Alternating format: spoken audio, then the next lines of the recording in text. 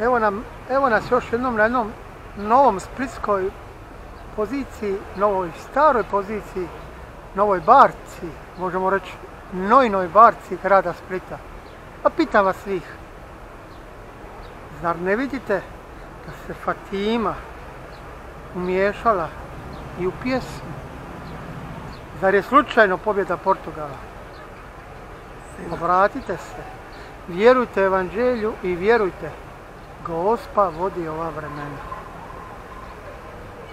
A ja, maleni, griješni, nedostojni sluga, sve vas pozivam da date svoj glas za Isusa Krista kralja i za Svetog Duha.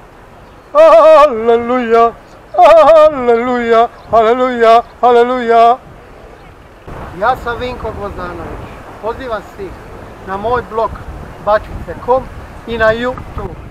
Aleluja, aleluja, aleluja, aleluja.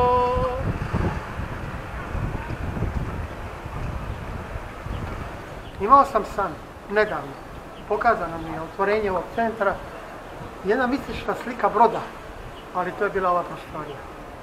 To je početak onog starog i dobrog, onog novog, a uvijek istog Vinka Gvozdanovića, koji uz potporu bačice.com vraća se na mjesto gdje je bio, u svom Splitu.